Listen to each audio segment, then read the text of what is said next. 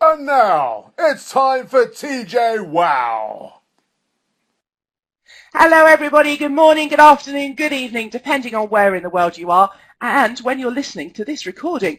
This is a very special Training Journal webinar today because we're focusing on the Training Journal Awards. So this is me handily, a photo of me at the Training Journal Awards last year. I got to host one, which was a little bit scary, walking onto stage and talking to 500 of your peers, but it was an absolute honour to be able to hand out the award. So I'm really looking forward to this conversation today. So conversation is what it's all about. You guys know what this is. It's all about making sure that you use the chat window, you use the question panel, because this is all about what you want to get from this session. We've got some great speakers to help us along, but it's all about what you want to ask, so you need to get involved. You've got that chat window you've all been using, so hello Irene, thank you very much for coming along. And use that anytime you like, with each other, with me, to make comments, to share things, entirely up to you. You've also got a question and answer panel. Now, if you want to make sure 100% that I'm going to see your question, that's the place to put it, right at the bottom of the screen there. And I promise I will see your question. You can join us on Twitter. John is our editor and he will be tweeting along. And as he said, the odd animated GIF as well, but I mustn't give him too much license, he says. So just every now and then, John, would be good. Now, you know that everything is available on our website. Go to trainingjournal.com for all sorts of learning and development, industry news, blogs, all sorts of stuff. And of course, we do have the Training Journal Awards website as well, where you can be briefed about all the categories and absolutely everything that's going on with the Training Journal Awards. And that's it for now. I think it's about time that we got to find out a little bit more about our speakers. We have Amon Eaton from the Bank of Ireland Group, Lauren Priestnall from Baxter Story, and Chris Robinson from Boost Marketing. And I think it's probably best if we get them to introduce themselves. So let me bring on their webcams. Here we go. And Amon, you can start your webcam on your iPad now. So Amon's on an iPad today, which runs just a little bit differently. But we will get him on screen hopefully as well. And Amon, if you have any problems, you can just let us know. But whilst Amon is doing that, let's start off with some introductions. So let's start with Lauren first of all. Lauren, tell us a little bit about yourself and a little bit about where you work first of all. Well, hello everyone. Thank you so much for joining the webinar today, and thank you very much for inviting me to participate. This is my first Training Journal webinar, so I'm very much looking forward to sharing my experiences. So I'm Head of Leadership Development at a large food service organisation, WSH, and I've been since 2015 participating in a huge change project which focuses on client retention and contract retention. So we're a contract catering organisation. So my role is to design and deliver key development initiatives into the business. I participated in the Training Journal Awards in 2015. We applied for 3 separate awards, and we won all 3 of them. We received gold awards for 2 and a silver for 1 of them. So I'm constantly slapping people around the face with those awards, let me tell you. So I would so be doing the one same. of my proudest career moments, and looking forward to sharing my my journey with you. Oh, Lauren, thank you so much. I just shared a link to go and have a look at a little bit more about Lauren's awards if you want to. And what I must say, I'm going to completely embarrass you, Lauren. I'm sorry, but I just have to bring on this picture of you winning an award. Isn't that a delightful picture? If that's not a happy face, I don't know. That's a happy face and a 3 glasses of champagne down face, I think.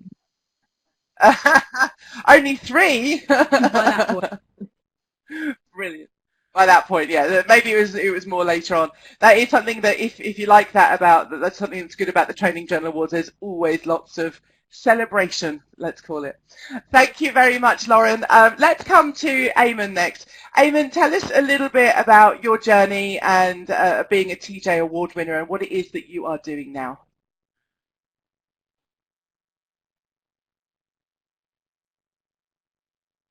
Oh, so Amon, do we have you? Have you crashed? I think you have. Okay, Amon, I'm going to close out your webcam. Amon, you might want to log off and on again. And we'll come back to Amon. So Amon's on an iPad on a Wi-Fi connection, which isn't always the most stable, but it's the only option available in the bank. So we'll come back to Amon hopefully in a moment. Let's go to Chris instead. Chris, tell us a little bit about what it is that you do. Let me unmute you and tell us what it is that you do, because you've got a slightly different kind of role and from what we have with Amon and Lauren. My name is Patrice. I'm a founder and managing director of a couple of companies. One is Boost Evaluation, which is an impact evaluation consultancy, and the other is Boost Marketing, which is an award entry consultancy. And we've been working with Debbie in particular and Joe more recently in the TJ Awards ever since they were founded back in 2006, which is the year that Boost was founded. And love the awards, big fans of them. Always every year discuss what could be better next year with Debbie, and they very kindly let us be involved. And obviously we help with the award entries. We've got a total of, the latest tally, 32 TJ Awards wins under our belt out of 1,100 wins over the history of Boost.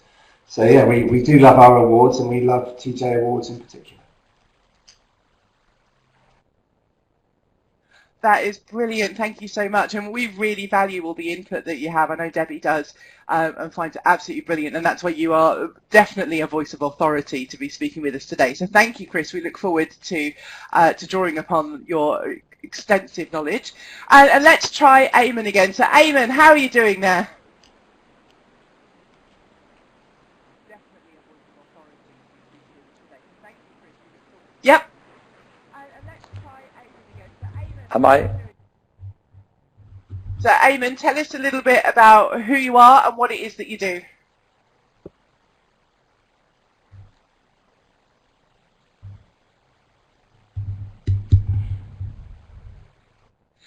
I think we're having lots of trouble here. Okay, Amon. So what I'm going to do is close you out again and pop you on mute. So sorry about this, guys. You know what it's like. You test it yesterday. You test it this morning. I did say behind the scenes, it always goes wrong when you go live. That's how it is. Amon is the head of group learning and engagement at the Bank of Ireland. And amongst other things, he actually won our L&D Professional of the Year. I think it was 2015. And I've got a link to tell you a little bit more about that. That's an interview with Amon in the magazine, so you can find out a little bit more. And what I think we're going to do is jump straight into our questions. Hopefully we'll get Amon back a little bit in a moment and we can do some proper introductions with him. So first of all, I want to ask, what made you apply? So let's start with Chris on this one, then Lauren. So Chris, going way back to the sort of early 2000s, what is it that made you apply for an award? Right back in 2006, I was literally, as these awards were going on, I was moving from working at a vendor, Blue Sky they were called, but they're still called, they changed their name to Blue Sky Performance Improvement now. And I was the head of marketing, and from a vendor's perspective, which we see a lot of the applications are led by the vendor, and about a third of the applications and about 2/3 of them are actually led by the L&D department. But what we found is it just helps win business.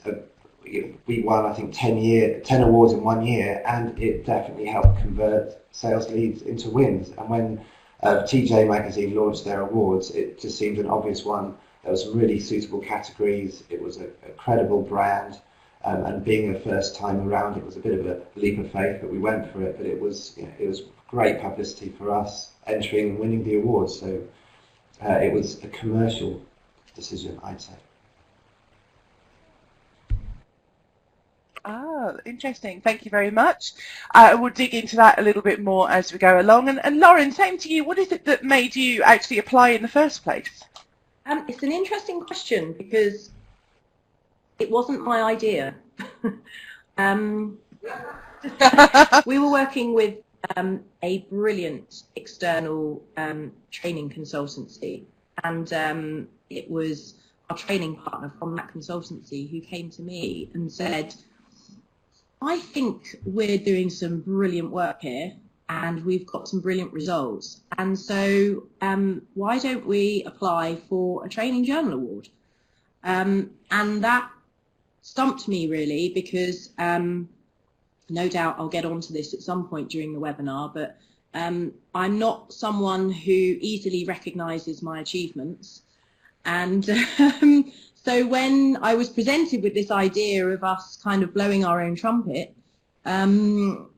I had to kind of do some reflection really and think, wow, okay, have we done a piece of work that is actually worthy of even applying for an award, let alone winning an award?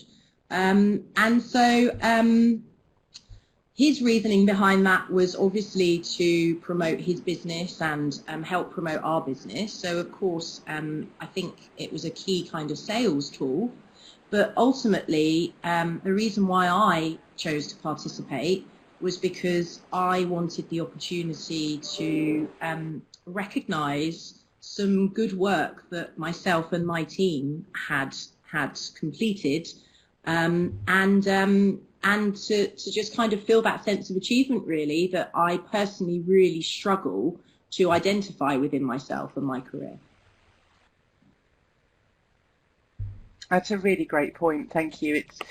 It's something that, whether it's a British thing, whether it's a female thing, whether it's an L&D thing, whether it's a human thing, is that we don't always want to celebrate our success. We don't always want to blow our own trumpets. That can be a real challenge. And I certainly hear that a lot even when I'm saying to somebody, hey, could you write a blog about that for TJ?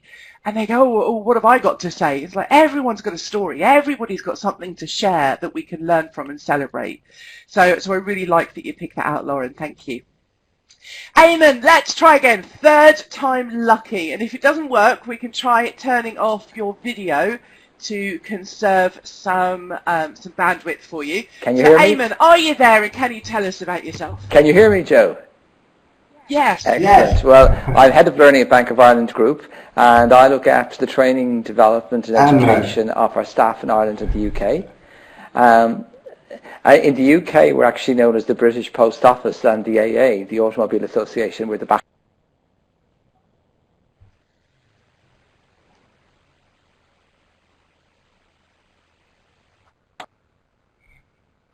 end of them, Okay, so we're quite a big Amon, brand I'm in the going to UK. turn your video off. On the training side, we got involved with Training Journal a few years Amon, back, and we've been really fortunate to have won a number of awards for the Team of the Year, and I got the L&D Professional of the Year, and we won the Best Commercial Programme. And we really value the TJs because what they do is they really support the sort of the evaluation of the return on investment and learning. Yes, we can still hear you. We just can't see you. We're going to keep your video off to save your bandwidth. Yes, I've put your picture in instead. All right, so you can still see me. So, yep. Very good. So one of the things, oh God, there's that embarrassing picture. One of the things that we did was we looked at evaluation, and we'd followed the old Kirkpatrick 4 levels. And one of the hardest things to do was to look at the return on investment. And what we found was by doing things like submitting into the training journal, you're forced to really evaluate your programs. So we started to look at how we designed programs and how we built in key success measures at the very beginning, looking at the objectives, the deliverables, the business connectivity. And therefore, when we designed our training programs and implemented them, we were really focused on the return on investment of the measurement, because we knew that to win an award, you really had to focus on the evaluation of the metrics. Keep your video off, and because we can hear it's you a bit changed better. how we build and design programs, and it's brought a greater rigor to our approach. So we valued it as a team. One, it's the honour to actually be given a Training Journal Award. It's absolutely fantastic. But it's really helped us focus on our products and our services and how we build them. I love that, Amon. Thank you so much. And as I say, we'll keep your video off because we can hear you a bit better. And Debbie says it's a lovely picture of you, and I definitely agree with that. And Chris, on that point about the delivering. Okay. Yeah, we've still got you, Amon. Don't worry. Oh. Okay, so we're having a couple of connection issues with you, Amon, but we've still got you, and we got your message, so don't worry. So, Chris, on that point about submitting an award really made us evaluate ourselves and actually the impact. How important is that when... We did do some research into this very subject, and Debbie and I conducted a survey a few years back of all those who entered the TJ Awards, whether or not they were shortlisted or won. And do you want to pop the graph up on the screen? We have the results. What is most interesting is quite low result. I'm not sure if you can all see that, but I'll read it out. The key finding was that when you actually ask people when they actually got value out of it, actually the stats are slightly wrong with the colour scheme there. It was actually 69% of people who took part in the survey agreed that simply by entering the awards, they improve their evaluation practices. It was the single biggest win, and so it's actually the pink bar is just by entering. So the graph's gone a little wonky there, but it's a significant majority of people, and that was simply by entering. And the other big win, simply by entering, for 50% of people said that we successfully demonstrate commitment to employee development, and that it didn't matter whether they were shortlisted or not, but the evaluation was the big win. And we coined that article as "Everyone's a Winner," because simply by entering, people said that they prove the value of training to budget holders is another one. They improve the credibility of themselves, and there are so many different activities that are required to do a thorough award entry that just makes you look in on yourself and spot what you're doing well and what you can do better. It's a real continuous improvement benefit simply by entering awards, whether you win or not. And that was a big finding.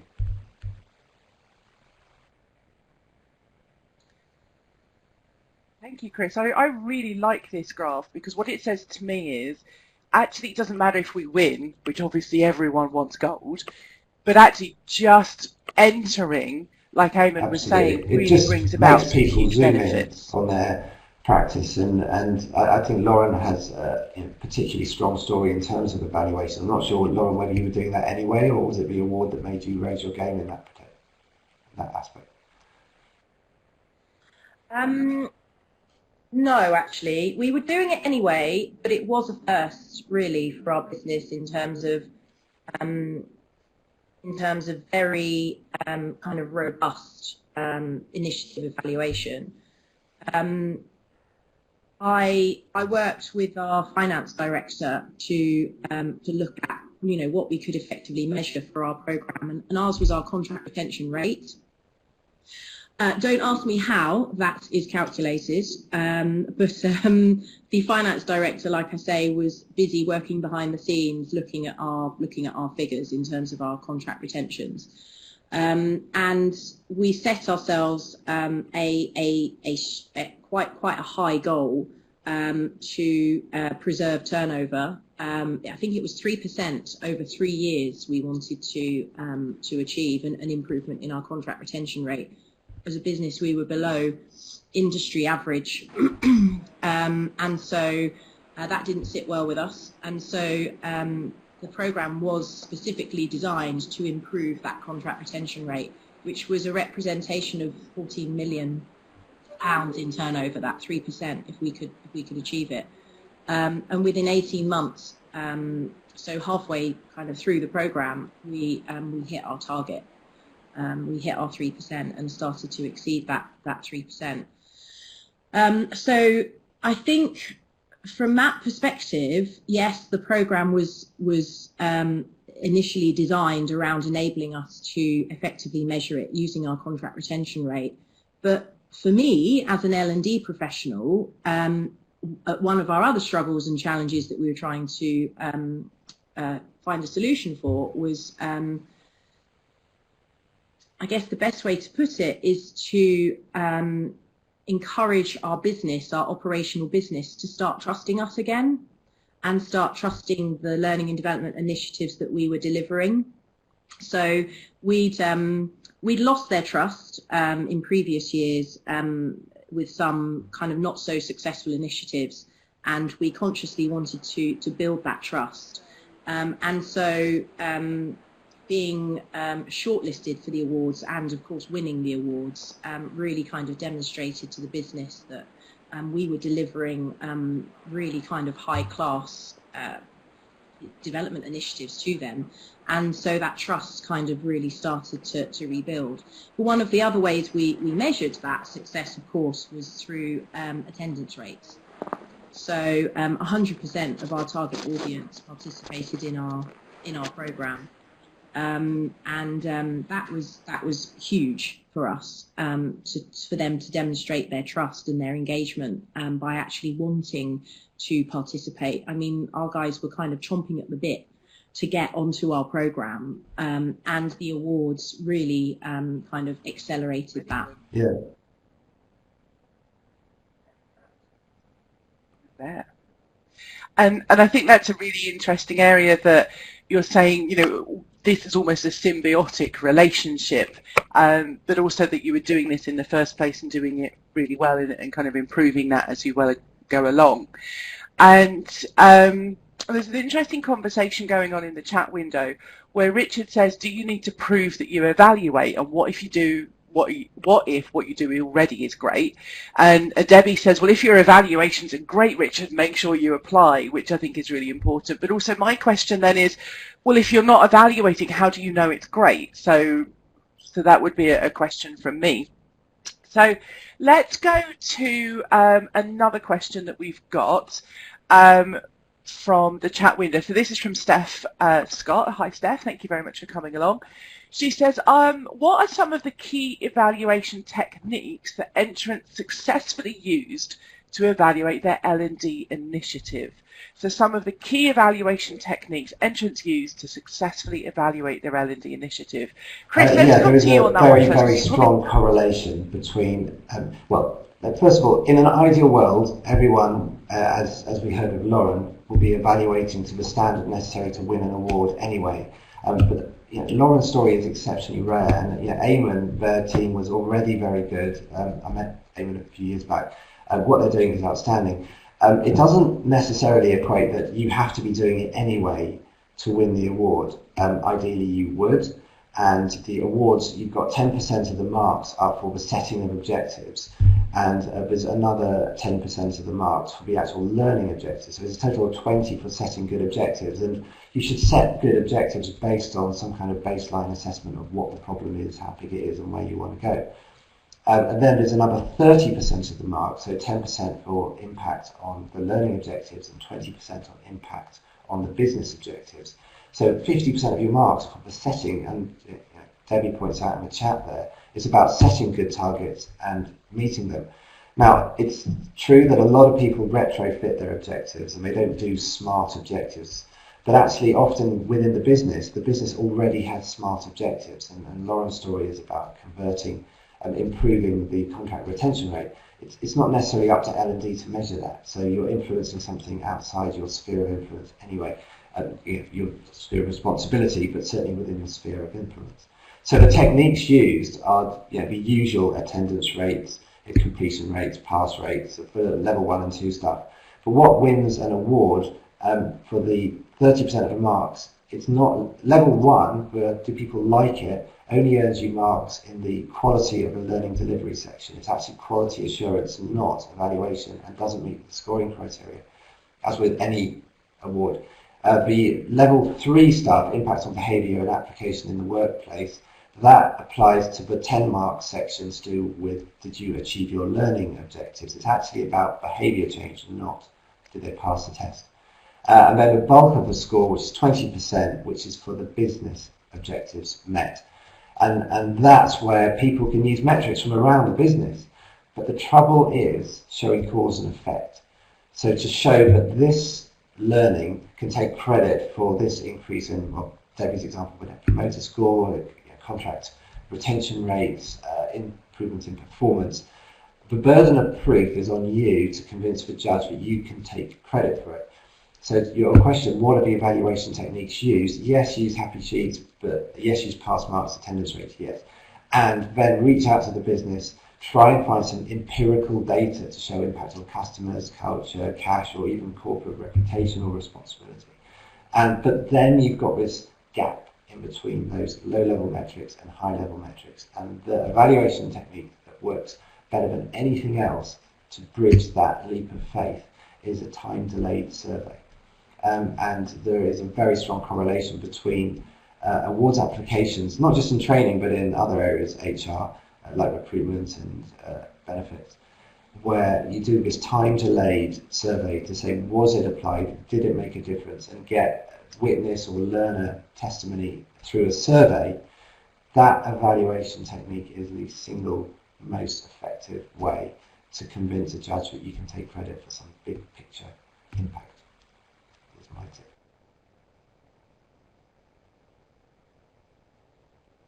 Yeah. Some really important stuff that you're saying there, Chris, not just for an award, which is what obviously we're focusing on today, but actually for learning and development, for business impact. And this is what the awards are celebrating and highlighting. So it's only right that what you're saying is what L&D should be doing anyway. And whether it's Kirkpatrick or Brinkhoff or the new Will Thalheimer model, which I haven't got into yet, but looks really, really good. It's all about saying we set out to do this business objective rather than bums on seats, and we achieved this. And I judged on the Learning Technology Award last year, and it was absolutely stark to me how the business objectives weren't set and met by some, and they just did not enter my shortlist. And that's not me being the most amazing, wonderful businesswoman in the world. It's just me going, well, how is this saving you money, increasing sales, reducing people falling off ladders, whatever is important to you? I don't see what you're doing has achieved anything other than we had 100% success rate or people thought the biscuits were really nice. That isn't going to cut it these days. So that's why that's all really useful and interesting. Okay, so thank you on that, Chris. Completely in 100% agreement with you on that. Amon, let's come to you about this idea around what you set as the objectives and what you evaluate and how that runs into your award. What's your experience on Okay, that, very good question. And when we started out on the particular program that we won the award for, we were looking at the different ways we could evaluate. And we used the Kirkpatrick level 1, 2 and 3. And what for us turned out to be, I kind of think the extra ingredient was we used the Net Promoter Score and we used mystery shopper surveys. So ours was a customer service and a welcome advisor program in our branch network. And what we could see was, because we were trying to achieve behavioural change, the mystery shopper was going into our branches and they were giving us scores but also giving us verbatims, and we could see a change in language. So we could see words that were being, used in the mystery shopper feedback that said, like, people were professional but cold and distant. And we could see as the training progressed, it was saying they were warm, helpful, friendly. So we could see the colour of the language changing. So when you looked at your evaluation, you had obviously a level 1 and 2. We were testing, we were checking. We had coaches, we had trained managers in observational skills and feedback skills. So they were starting to feedback to us. I can see a change. It is, people are behaving differently. I can observe my teams doing what you're asking them to do. So we could see this. But we were testing them as well with online tools. But for us, the magic ingredient was using the Net Promoter Score and tracking the shift in that score over the period of the training. And what we could see over the 12-month period, there were certain peaks in the score that coincided or aligned with us doing something different. And while we couldn't claim, as Chris was saying, could we claim 100% of everything, we were quite happy to say if we even took 50% or 25% of the credit for what was happening, we could then put a quantifiable business cash figure on it. So the Net Promoter Score we could relate to business growth, and if we claimed 25% of the Net Promoter Score, what we could prove that it was actually recouping about 30 to 40% of the annual training budget. So we could show on one program, with the tracking of the uplift we could see, the Net Promoter Score, there was a quantifiable link back to cash generated in the business, and we could link that back to the training budget. And this was only one of 46 new initiatives. So we were saying is if the other initiatives generated even a fraction of this, we had more than recouped the annual training budget through the uplift in business. And that's what made the difference. And for us then, the other key piece, if I want to say about evaluation, was we started to see feedback from our program going into things like the bank's annual accounts and the bank's corporate social responsibility reports. So if we can see the impact of our training going into the published literature of the bank, that's put in the public domain, we believed we had made a difference. Because when business people start to profile what you're doing, you have made a breakthrough. And for us, it was the combination of all of those. It was having the level 1, the level 2, the level 3. But at this level 4, we could see a financial impact, we could see behavioural change, and we could also see the chief executive and the board speaking about what we were doing and publishing it in the public domain. And that's what we found made a difference for us. Very good. Yeah. I've been convinced.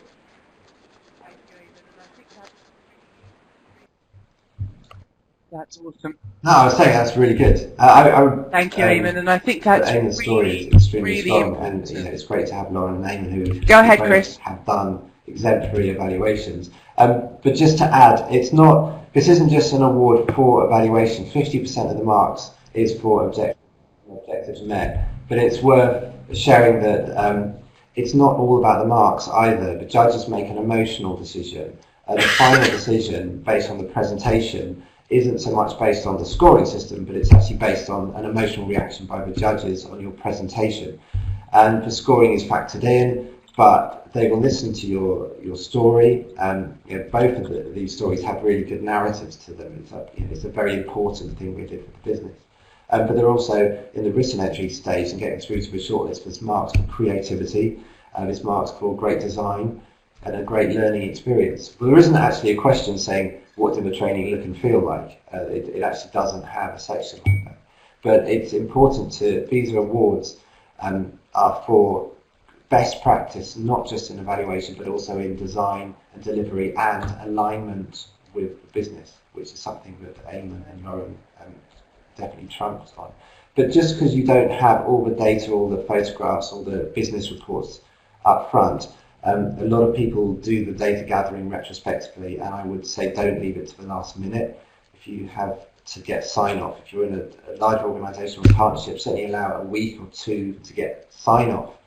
But certainly start gathering those assets. You can run a survey in a week, certainly. I mean, we've seen a survey go out the day before an awards deadline. It's possible. You can get 75% response rate in 24 hours.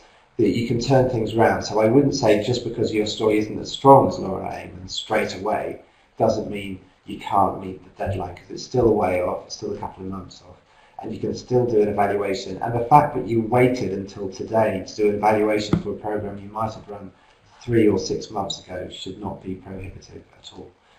So I'd still say,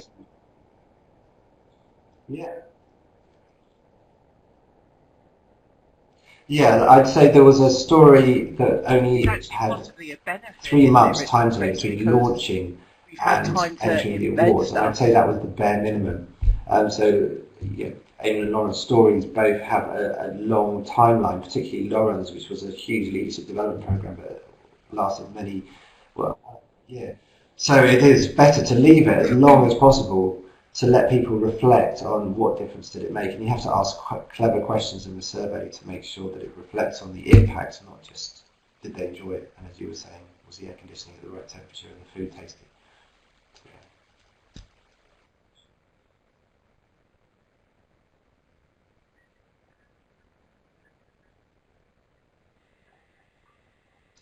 Brilliant, Chris. Thank you very much for your insight there. Valuable as always.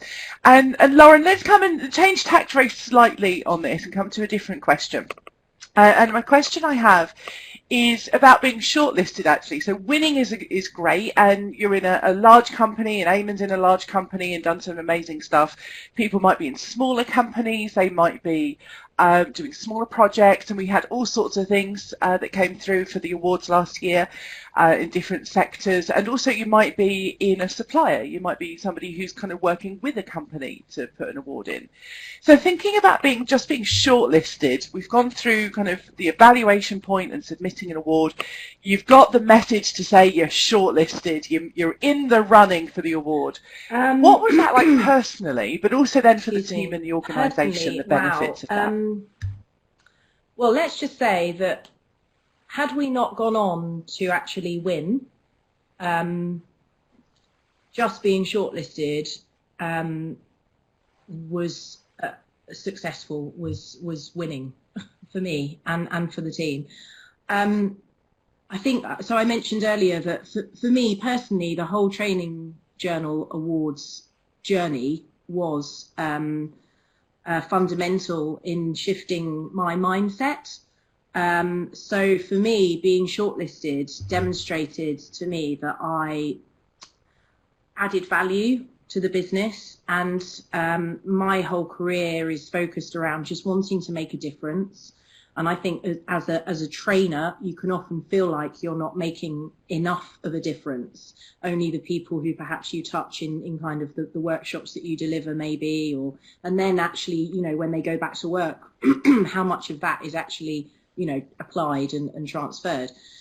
So for me to be able to take a step back and actually take stock of what we had achieved as a business was huge, and actually a very emotional journey. I'm sure Debbie will remember during the interview, I was extremely emotional because I had an epiphany during that interview where I suddenly realised what an achievement we had and a difference that I'd made. And I hadn't even entertained up until that point that I hadn't even recognised the impact that we've made. And it was only going through that process of writing the application and discussing it with Debbie and Claire that it suddenly dawned on me, wow, this is an amazing piece of work and a huge achievement. And I'm a perfectionist. I'm extremely self-critical. And so I never, ever take the opportunity to reflect on what went well and what have I achieved. And that was literally the first time in my career that I had ever been able to recognise a good piece of work that I'd done, purely because the process allowed me to take stock and allowed me to reflect. So that was a real kind of personal achievement for me, and had it gone no further, I would have been grateful for that for the rest of my life. But being able to take back that experience to the team and then sing their praises and be able to say to them, you know, look, wow, we've been shortlisted and this is huge. And if it doesn't go any further than this, look at what we've achieved. Look at the difference we've made to the business. Look at the impact we've had. Look at what it's doing for our profile. So shortly after we were shortlisted, we had an annual business conference, and they shared during that conference that we had been shortlisted for these awards, and everyone got up on their feet and gave us a standing ovation and cheered us. And you know, that was huge, because finally our learning and development team are receiving some recognition. Finally, people are trusting us again and are believing that what we're delivering is of a really, really good quality and is making a difference. So going on to win was just kind of a bonus, really. Just being able to participate in the awards was huge, and being able to put that in our signature block on our emails, for example, just to be able to say we have been shortlisted. It doesn't, you know, you can still benefit from that even if you don't actually win the award. So I guess for me there was a lot of personal recognition. I think the team also, I was able to share that epiphany with the team. We were able to promote learning and development within the business. We were able to promote the learning and development team using the fact that we've been shortlisted. So it was hugely beneficial for us as a support function.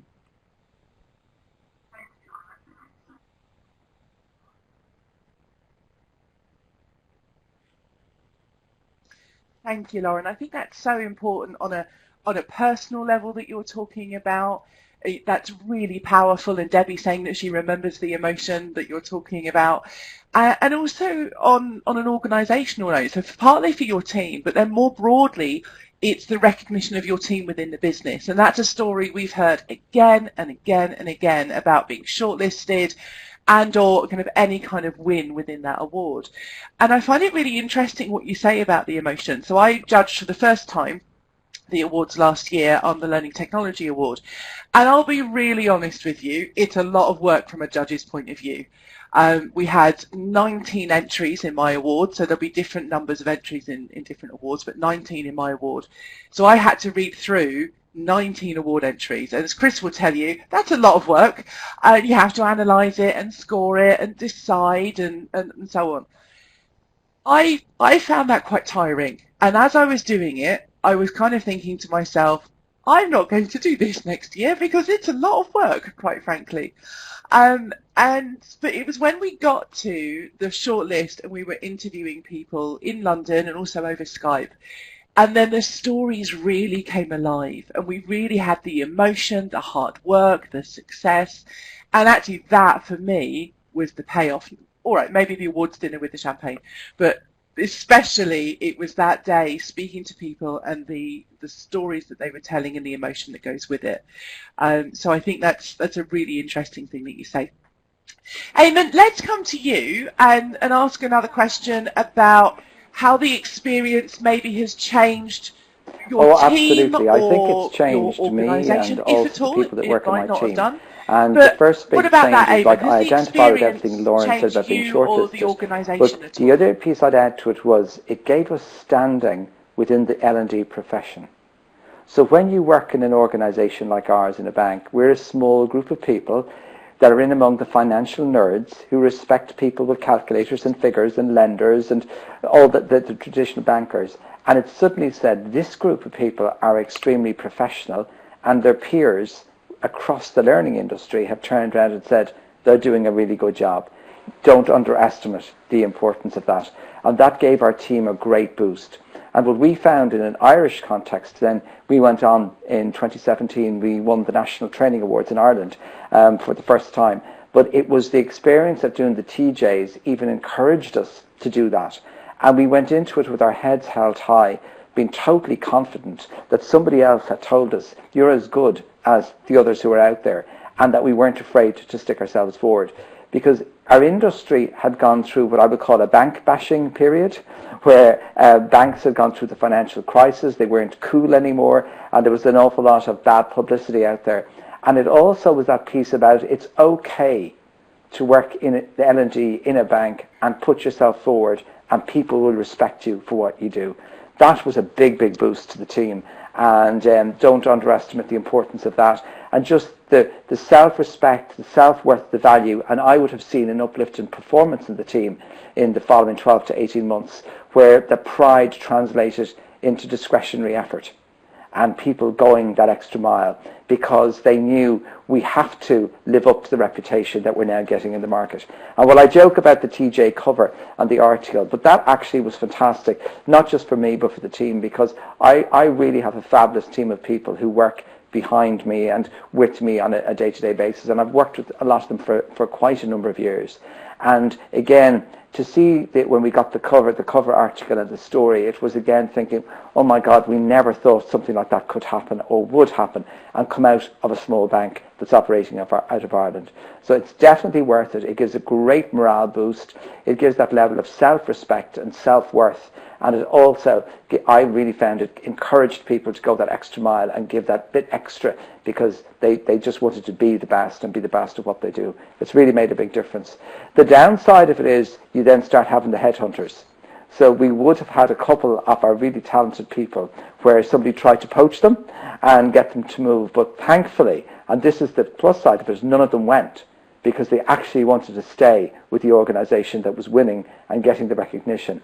So I'd never thought of it that way, but it actually saved me from losing a few people because they now wanted to stay with us because we were now on this very positive roll.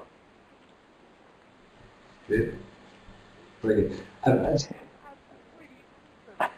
Well, it's just, in general, the HR department seems to be the department, if you look at L&D and within department, it's the department that does struggle with self-image awesome, Chris. often, and awards are extremely, of all the departments within the business, the finance department barely enters awards, then the customer service department, yeah, they do, marketing is more the agencies.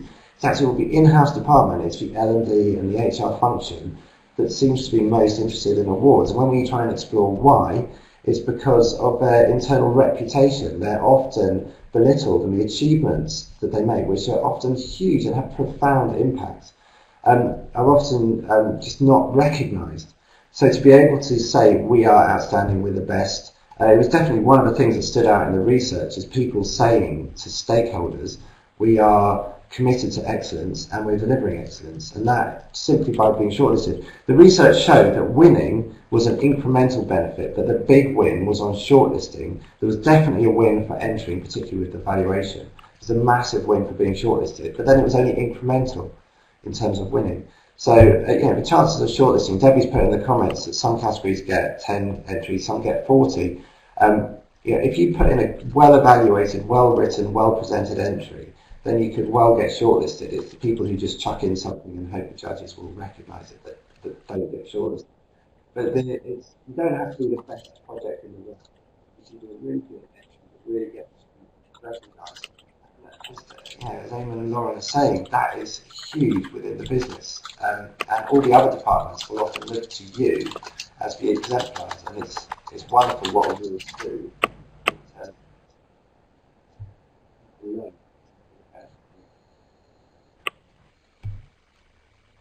I'd say. Joe, we've lost you.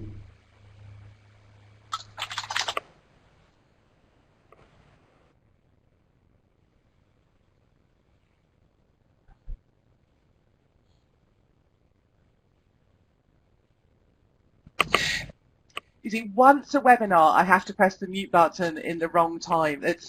I just like to do it to make everyone feel more comfortable about their own mistakes. Anyway, thank you very much, Chris. What I was going to say was we've had a question come through from Steph, and I think it's a really important question because lots of people are probably feeling a similar way. So Steph says, we're not 100% sure which category to enter. And if judges think it would be better in a different category, do they make the decision to change category? So the short answer to that, Steph, first of all, is no, we don't. So if I'm judging the technology awards, I wouldn't go, oh, that should be in that category over there. So that bit doesn't really happen, although Debbie says they do review it. And if something is very obviously in the wrong category, you can double your chance of winning just by entering two categories. If I broaden this question out, Chris, this is a question for me about instance, can I enter more than one category? Lauren did exactly the right thing. You tailor your entry to suit the partnership category, maybe the commercial category. The commercial ones are most difficult, as is the leadership development one. So she went for the two toughest categories, but she also went for the partnership category, which is less competitive, because it's often entered by the vendors who tend to write weaker entry. Sorry, I shouldn't say that. But you should pick your multiple fights. You're allowed to enter as many categories as you like, but I think they recommend 3, and it might be actually in the instructions this year that 3 is a recommended limit. But yeah, definitely enter multiple categories. You'd be mad not to. Definitely tailor your entry to the different criteria. It could be that you really have a strong partnership and it's a great leadership development program and it was commercially successful, so tweak your entry to suit each. You will get judges at the face-to-face who have a very different profile, very different hot buttons. So your presentation should be tweaked. Even Lauren used different presenters at different presentations. So I only know a lot about Lauren's because we had a chat beforehand. I didn't help his entire.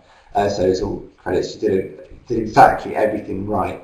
Put forward a different team for each category based on who's judging. But yeah, definitely. And then recycle your entry for other award schemes as well. Sorry, Joe, I know I shouldn't say that because the only award out there that matters is Training Journal. It is the best. Definitely. There are.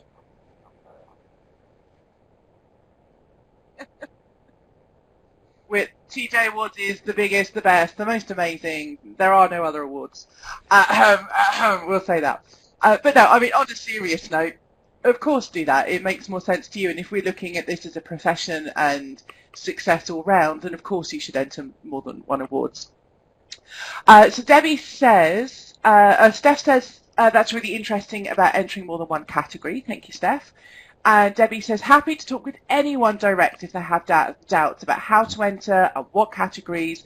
Always try to enter more than one category, but you are limited to 3 in total for the program that you are entering. So if you've got more than one program, obviously you can enter sort of more times, but 3, I think, if you're entering more than 3, then perhaps there's a little bit of something going on there about what are you actually achieving. So Debbie, actually, let's come to you for a moment. We're going to go into our reflection in a moment and just sort of ask what are we thinking about from here. But Debbie, let's get you unmuted and have a chat with you about what have you heard so far and what little learning nuggets have you got for people who are thinking about the award. You need to think about what you've achieved. So there's not much point in entering if you haven't got much to support that you've achieved those objectives. So, or some idea that you're going to get them in the very near future. So you need to have some evidence. The other thing to remember is also that you need to have some, get your senior managers behind it. You need to have show that the business is engaging with you. That really does help enormously. And finally, I would say, enter more than one category. It does improve your chances. Entering leadership, it's always incredibly competitive. But if you're a commercial organisation, then enter the commercial category as well, where it is less competitive. So any other questions, do come and speak to me on the phone. Happy to talk through what your problems are or questions. But really, it's not a difficult process. The application is very straightforward. And actually, we've just done a survey and the feedback from people saying that how actually they found the process of it more enjoyable than irksome. So, please enter. Yeah.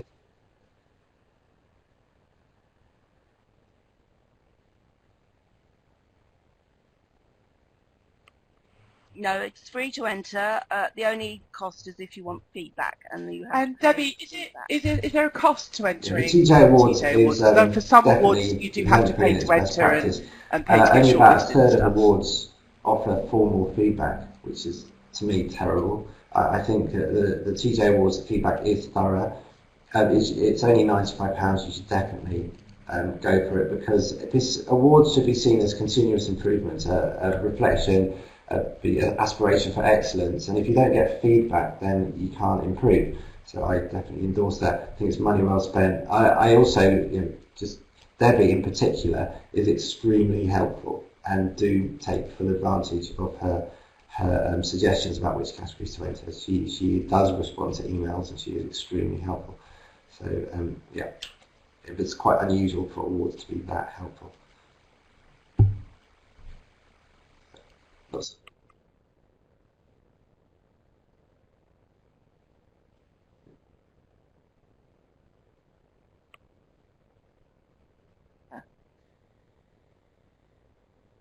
Yeah, Debbie's pretty amazing like that. She's pretty amazing anyway, but definitely on that.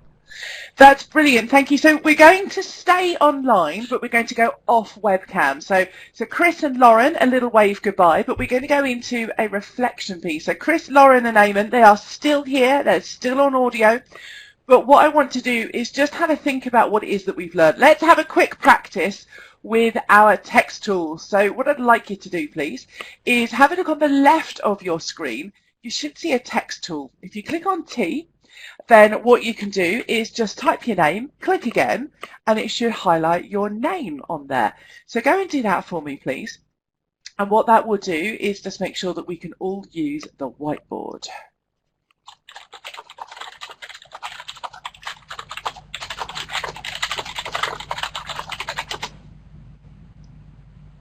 Awesome, look at that everybody, well done. Now if you're on an iPad, so Amon, this will be you, you can't, you don't have the text tool, but you do have the little pen tool that you're using. Excellent. I'm going to move on to our next slide. Our next slide is, what's your action point from today? What is it that you are taking away? What are you going to do? What's your thoughts, your learning, your reflection? So what is it that you're taking away?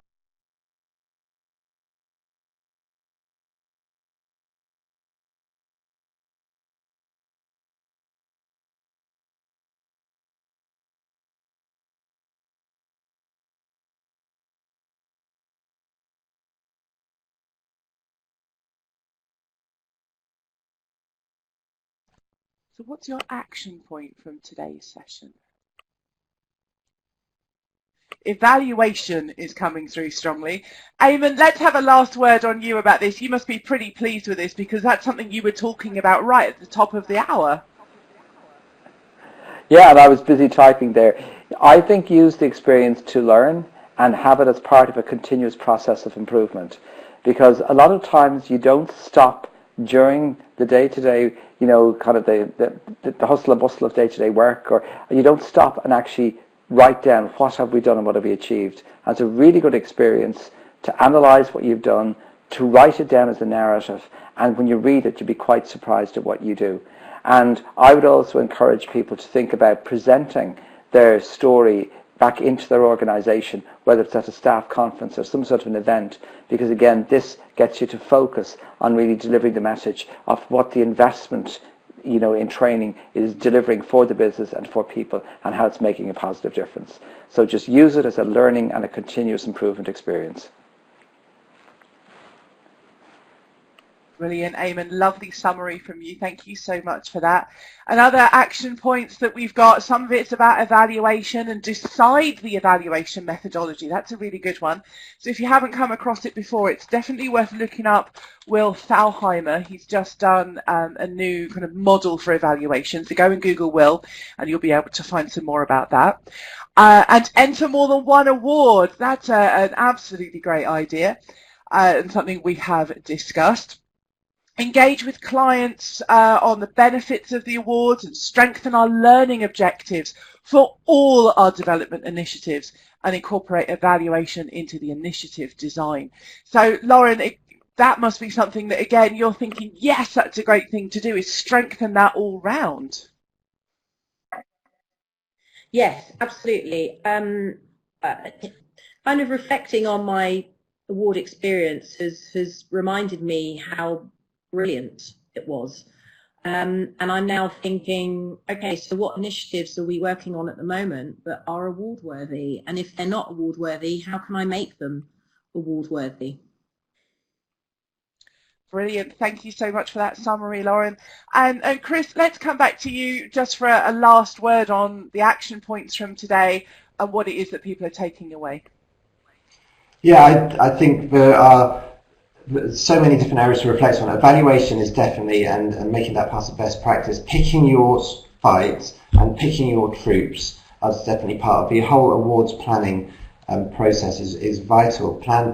Don't just dive in. So which of your stories, and it's not just one initiative, that same initiative could be packaged as a team, as an individual, as a partnership, as a project, as a broader strategy. There's a way to pick your best story. That's clearly coming out there in some of the comments we just heard. And also pick your fight, which category is it best aligned to, and which are your sort of secondary ones that you should go into to hedge your bets. So it's not just a case of open up the entry form, start with question 1 and write it through to question 10. There's a lot more forethought that will increase your chances of winning. Chris, thank you so much for that and some really good nuggets from everybody's experience that we've got there. Thank you very much. And we've come to the end of our time. It always goes so quickly. We've had Amon with us. We've also had Lauren sharing her thoughts, and we just heard from Chris there, kind of with a slightly broader view of helping people. So thank you so much for all of your time. And Debbie says you've been brilliant today. Thank you for sharing your experience with us. As you all know, everybody, all of our webinars, including this one, will be available on our website. So you can go back and look through this if you had any technical issues or want to kind of think about any of this again. We can continue this conversation on Twitter. We have #TJWow for all of our webinars, but also we've got the TJ Awards 18, #TJA18, which you can get involved with. Our next webinars, we've got some coming up. We can go and register for those now. We've got one on neuroscience and what that research is that can help us in L&D. We've also got one about how learning is changing and how we can prepare for it. But more importantly, if you're here today, Actually, probably the 22nd of March you'll want to come along. So our awards open up on the 1st of March, but how to maximise your chances of success. We've got Chris back with us on the 22nd of March, where we'll be talking about that. So definitely come along. Thank you very much, everybody in the chat, and for your questions. And Lauren says, just do it. You won't regret it. And good luck. And I think that's a great point to finish on. Thank you very much, everybody. Hope to see you at a TJ Wow webinar soon and at the TJ Awards celebratory dinner in December this year. Thanks very much.